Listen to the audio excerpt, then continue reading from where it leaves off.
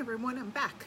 I was trying to flip the screen so you could read the names of everything that I was working on, but every time I push the magic button to rotate this, a whole lot of little faces show up on my screen and I can't make them go away.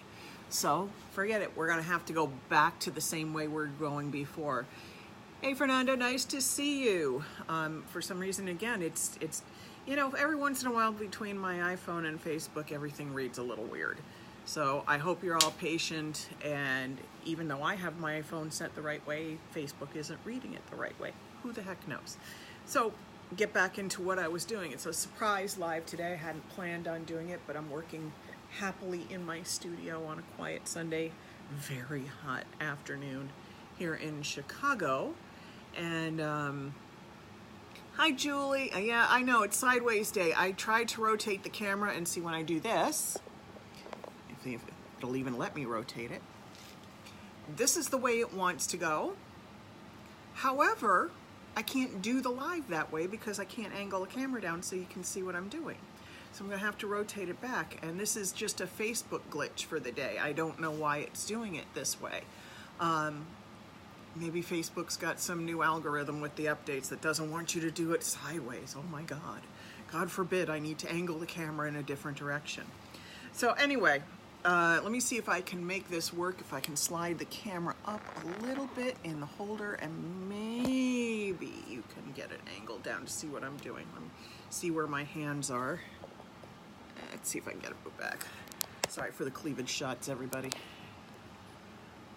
Hi Rima. Okay, this is how I tell what you can see and what you can't see, so I'm putting my hand down to tell me if you can see what I'm working on. If you look down here, I've been, and seen any of my Facebook posts lately, sorry, I'm sitting in my chair, I'm slumped back, I have my apron on, so I've got the figure of a troll. I've been working on a glass surface with little medallions on it, etching gold to create these sort of almost mandala looks. These are the 3 stencils I worked with. I worked on this one, and you can see they're very small. This one, yes, it has paint on it. Maybe it's better read this way. Put my hand behind to see if you can read the pattern better. And this one. The white one's easier to read, but I had a brain, I thought I was going to be a genius and stencil a little paint through them on the back of the gold, and that would make it really easy for me to etch out my patterns. Well, I was wrong. Everything bled. It was a mess. So I only did that on 2 before I realized I wasn't doing a very good job with it. So I said, no, I'll go back to the other way and do something different here, and went back and etched out all of my designs in the glass. Let me take this down so that you can see all these patterns here. There's going to be glare because gold and glass reflects a lot of light. Okay, put the tripod back up so that you can look at my smiling face on a Sunday afternoon. And once I've done these patterns, I don't want to leave this. I could leave it just like this and back everything with shellac. I think maybe I need to back up for a minute, because I think if any of you have ever seen me do any verglas before, which is the art of gilding and reverse painting on glass, you've seen me apply the gold, you've seen me do the etching, and you've seen me create patterns. So now what happens is that once the patterns are created, I have to fill them in if I want to. Now, if I didn't want to, all I'd do is take a very thin coat of shellac and paint the back of this. Blonde shellac, preferably a 1 to 2 pound cut. For those not familiar with what I mean by 1 to 2 pound cut, the shellac that you buy from Zinsser in the hardware store, the blonde shellac you buy there, is 3 pound cuts, which means 3 pounds of shellac flakes to a gallon of alcohol, denatured alcohol. When I do a 2 pound cut, it's the equivalent of 2 pounds of shellac flakes to a gallon of denatured alcohol, 1 pound cut, which is a very thin wash of shellac, is 1 pound of shellac flakes to a gallon of alcohol, denatured alcohol. Normally what I keep in the studio is a 2 pound cut, and then if I need it thinner, I can thin it down with more denatured alcohol. I usually use blonde de-wax, although shellac flakes do come in other beautiful colors like ruby, which is gorgeous. It's not really red, it's a deep reddy brown, almost a mahogany kind of color. It's gorgeous, gorgeous, gorgeous. But for the back of gold, usually you use a blonde, very blonde as you can get it, meaning as clear as you can get it. There's little yellow. De-wax shellac, you don't want wax shellac. It's got wax in it. It doesn't make it easy for you to do anything with. And then that seals the gold for whatever you're going to put on it that might possibly tarnish it. And again, if I was going, it also protects the gold, so nothing that rubs against it is going to etch the gold out. However, I'm going to be working on this. I don't need to, with the enamels that I'm going to be working with, I don't need to seal it with shellac. I've been doing it this way for years now, and I don't have any problems with it. And the products we're going to be using are Pēbēo's. They have a couple of unique lines of, sorry, shaking things up, unique lines of enamels. And they have, let's get it a little so you can focus it. I'm not even going to try to flip it around. I'm sorry, folks. Every time I do it, I get weird things showing up. This is Moon enamel, which has this sort of wavy, opalescent-y kind of look when it dries. And then they also have, let me see if I can find one that has the thing done on the top of it so you can see what happens. So I'm looking over here. So this is a very small jar. They also have a kind that's called, get it focused, Prisme, or Prism, for us Americans who speak English. And when you drop it down gently, let's see if I can get it so you can see it has these sort of little encapsulated cells that are really beautiful to work with. This stuff is actually designed, I think, for jewelry making, so you don't often see it done in reverse. And when you do these in reverse and you get these little cells, they're much more subtle looking at them from the back, because the idea is that they float up to the top and you see them more clearly on the top than you do on the back, but you do still see them when they're done reverse, like we're going to do on glass, and the effect is beautiful. And this is going on a dark piece of furniture, a dark top, actually the top of the vanity that I did for myself. I'm doing this piece for because it's a test piece for a client to make sure I can do what I want the client wants done, and I'm pretty sure I can. But again, my genius idea of stenciling with a little paint first to see if I could make it easier to cut the forms out didn't work so well, so I'm glad I tested it on mine instead of my clients, instead of wasting time and wasting gold. So I am doing this for my bedroom. The colors would be like a salmon color, and there would be some turquoise blue and some greens and some golds and taupey colors. Those are the colors that are in my bedroom. So that's kind of what I'm going to incorporate here. And what I'm going to be doing, if you look down, these all have, let me see where I can see, these all have little openings. So I'm going to be kind of treating them, well, a little like a mandala coloring book, and I'm going to be putting little bits of colors in each of the opening and allow the unique effects that these specialty enamels create to happen in small dots like it was a piece of jewelry. So it'll also be beautiful from the back as well. Now understand, these are oil-based, or they're solvent-based, so they can't be thinned with water. You can thin them with a little mineral spirits, but very little, because these have some special reactions. Now the mineral spirits I'm using is called Gamsol. It's freaking mineral spirits, people. It's just made by Gamblin. It's a slightly more purified cleaner mineral spirits than I would buy at like the hardware store, but the kind you buy at hardware store works just fine. And like anything solvent-based, I try to keep it in a glass jar because funny things happen when you pour some solvents into plastic. I can get away with some denatured alcohol in plastic with no trouble because it evaporates faster than it'll break down the plastic cup. But a lot of stuff doesn't do really well in plastic. It can actually melt the plastic. So I'm just pouring a little Gamsol, a little mineral spirits, and you can see, I mean really a little. And obviously this is a glass jar I've used for a lot of things. What a lot of people don't know is that, hey Charlie, nice to see you.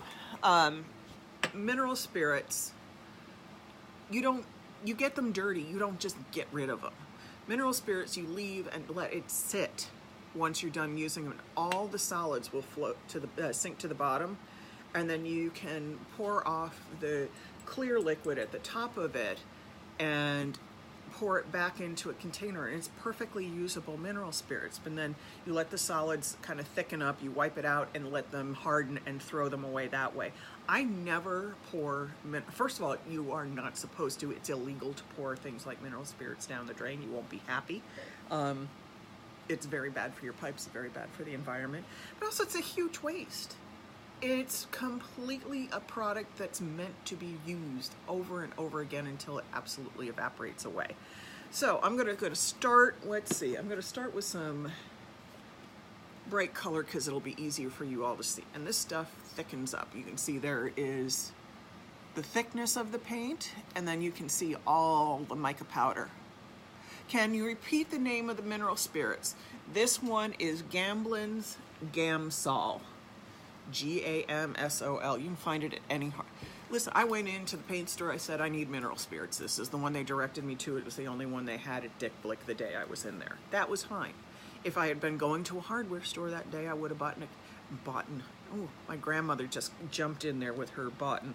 I would have bought some other, whatever they had, whatever product they have. I'm looking at like Sunnyside on my shelves over there. Sunnyside makes mineral spirits. I would have bought that.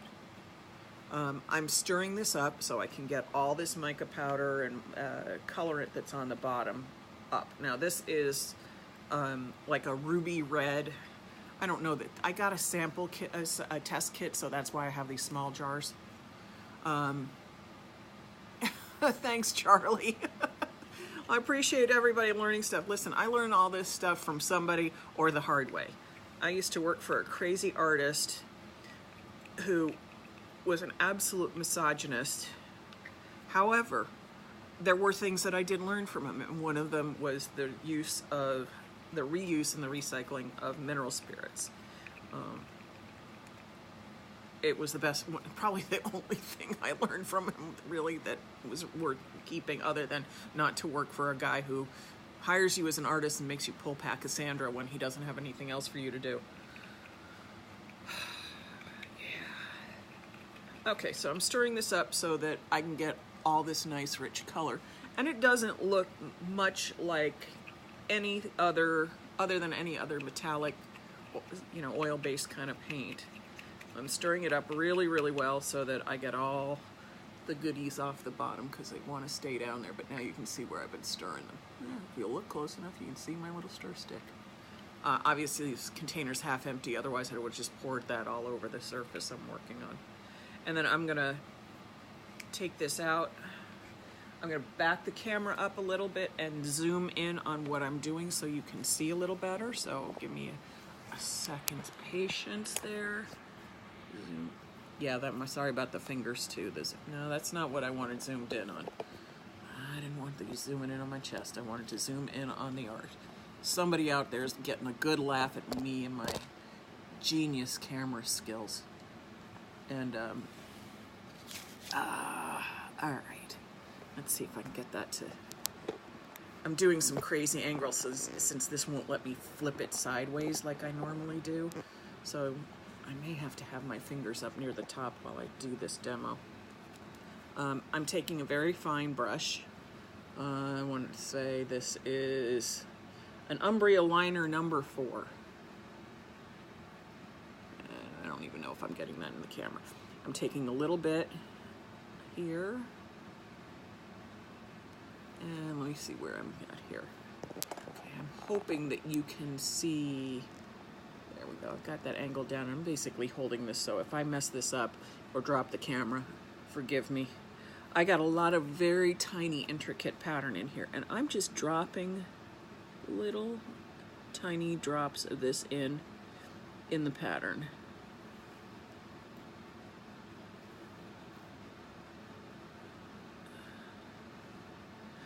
Now, I'm left-handed, so I'm going to work from right to left, and the reason I'm doing that is so that I don't end up brushing my hand over my painted work or leaning my elbow into wet paint.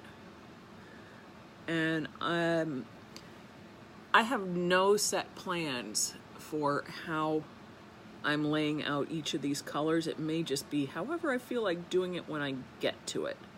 But I'm dropping this in, but I'm not brushing it, because doing this dropping thing allows those little tiny prisms to form.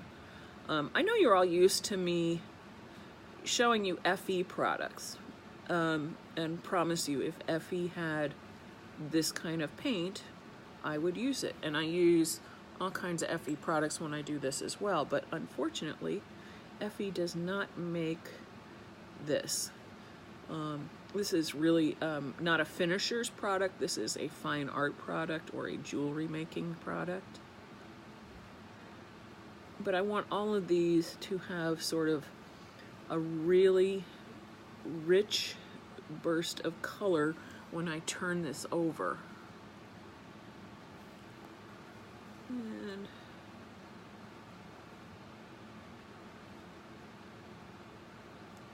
let's see. Let's hope I don't screw this up completely. I don't know, any of you who've spent a lot of time doing this will know that not only is it challenging to see everything, and I really should have black under here, it would help me a lot, but the other joy of doing some of this is that I have lights on here so I can see what I'm doing, but the lights are very reflective on the gold and the glass, and I actually feel like I'm a little snowblind sometimes after doing this for a couple hours. I've spent a lot of time working on this the last few days. I'm going to put this over here so you can all see it. See, there's my paint. I'm trying to put it so it's not in the way of what I'm doing, but so you can see what me reaching it. I'm so close up on the camera, it's hard for me to see what I'm doing other than the paint.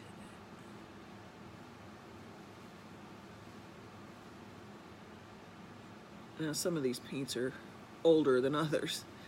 You can get this stuff at Dick Blick or order it online.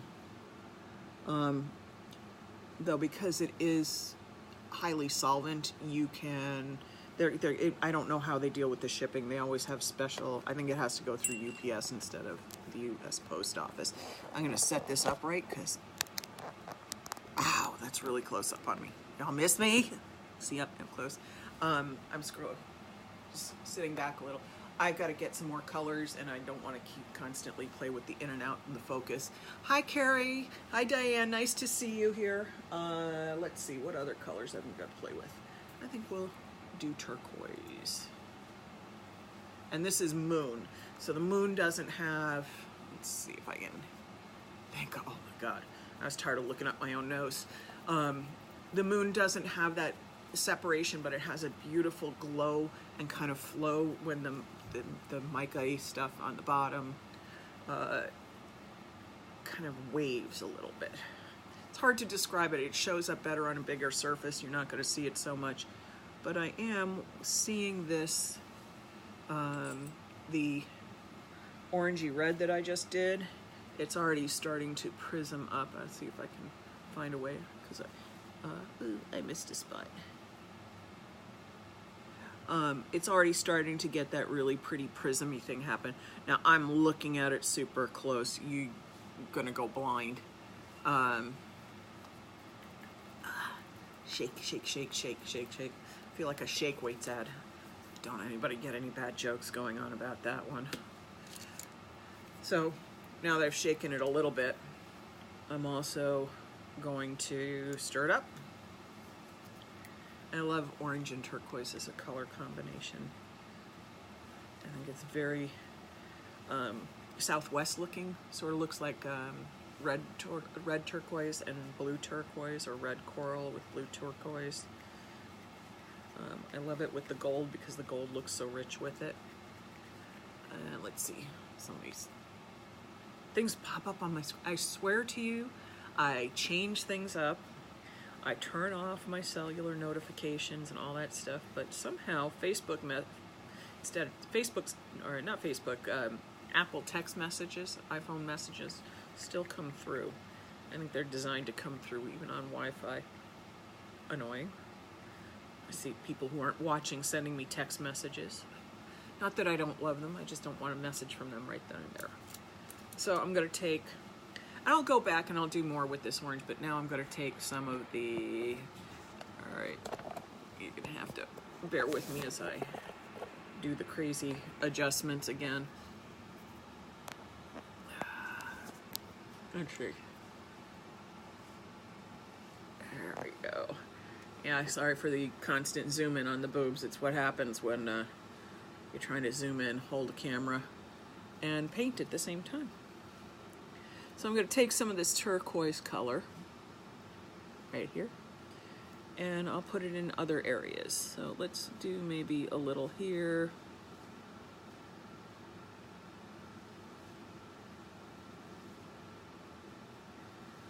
I may just do this whole thing with the orange and the turquoise. I don't know. It depends on how inspired I feel by other colors. But I'm keeping everything in the same color family. I went through all of my paints before I started this live and separated out the blues, the oranges, the yellows, the creams, and the browns, so that I would have all the colors in the right families that I wanted out for this. I didn't want any pinks. I didn't want any violets. I didn't want anything that didn't relate to what I was already working with. And I actually did a video of me doing this, oh God, years ago. I posted on Facebook because I was doing it for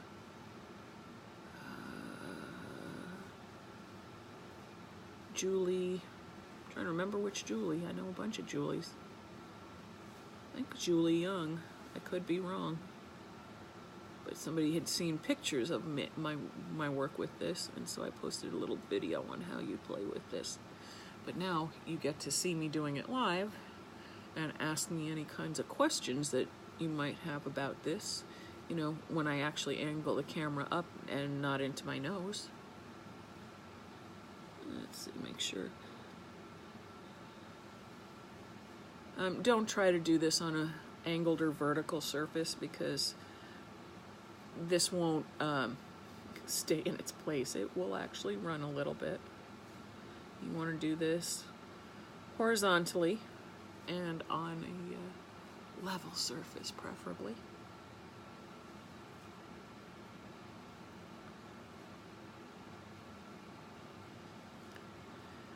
So when I'm not working with FE stuff, I'm using things for very specific reasons. And the reason is that this enamel does things that no other paint that I've found does.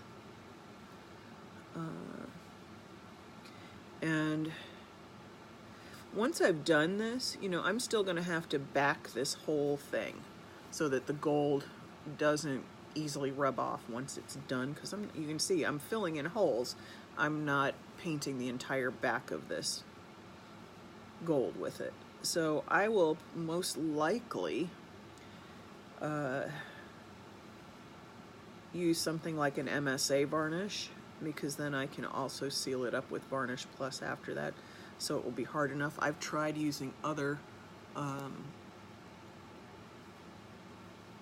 things to seal this up, and they can react funny with the enamels. And actually, I had one product that I used that caused the enamel to curl off of the glass like potato chip flake. It was just, well, good thing that wasn't for a client. I test everything new on either on pieces for myself or on samples. If you've probably heard us all say it, do sample boards, do sample boards. Well, stuff like the enamel curling up like a potato chip is why we tell you to do sample boards, because your client wouldn't really be happy if you've created something that curls up. Yes, Rima, it does require patience. I actually love kind of doing this stuff. It's sort of what I call diddle futzy work.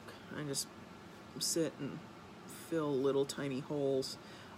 This took tons of time to etch out as well, so it's not like it was a fast process at all. It took me, I want to say 12 hours to etch out these little things, and that's not including the time that it took me to clean the glass and lay the gold and then let it dry. And you know, even the stuff like ordering the glass, all of this, if you're doing this for a client, all of those factors have to be taken into account. You absolutely have to know how much time you're spending so that you get paid appropriately. This is not a job you want to be underpaid for, because it takes a long time. Where did I just put? I put something somewhere and I completely lost. There it is.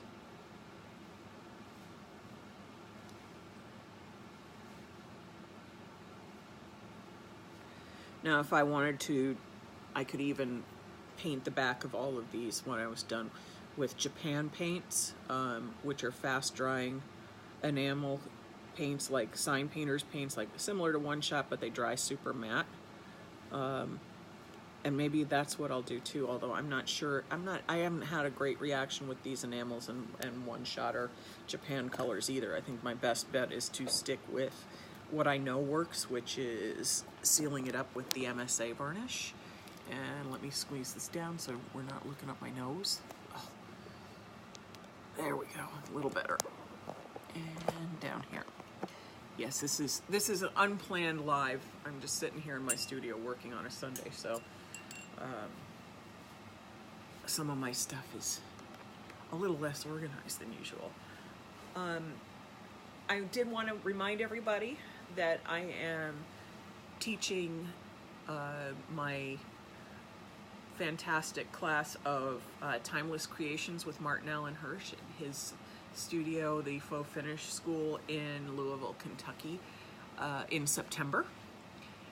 We're also doing our fantastic furniture. Is that one? No, sorry, that's a different class. Sorry, getting them all exhausted. I'm a little tired on Sundays. I don't think too much. I just tend to work kind of straight through. So our other class is New World Finishing Cabinetry and Furniture class. That's going to be in October. I'm also teaching this year at IDAL in Greensboro, North Carolina.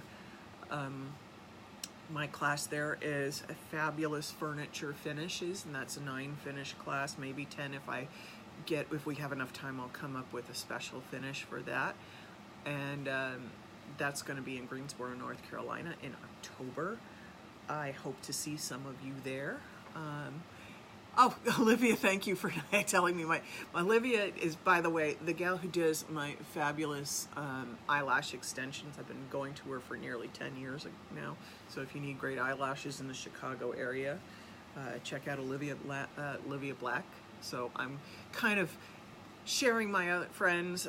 Cindy Everett Manley just popped in, and she's got her great stuff going on with Art Shattered. So I like to see all of my friends succeed. So I'm shouting out to people that I know are doing their own thing online. I'm very impressed with what everybody does. Thanks for sitting with me on Sunday. Thanks for appreciating the interesting camera work today. This was not a planned live. Just down here doing my thing in the studio on a Sunday afternoon. Thought maybe you'd all be interested. Oh, one other thing. The Pēbēo does come in something called vitrail. It's transparent colors to be painted on glass. Super hard wearing. Thank you, Cindy. Thanks, everybody. You know, I appreciate you showing up. Wasn't expecting as many people who were here as are. So, of course, ask me any questions if you have them. If I missed anything that you asked me while I was working, because I can only do three or four things at once. Answering questions seems to be out of the question most of the time. Feel free to leave a message here, send me a private message, send a message on my page. Hope to see you for some more lives. Hope to see some of you in some of the classes that I've got coming up. We're gonna have a lot of fun. And I don't know, have a great Sunday, everybody. My husband's roasting oysters for the, what is it, National Oyster Day. Have a great Sunday, everyone. Bye.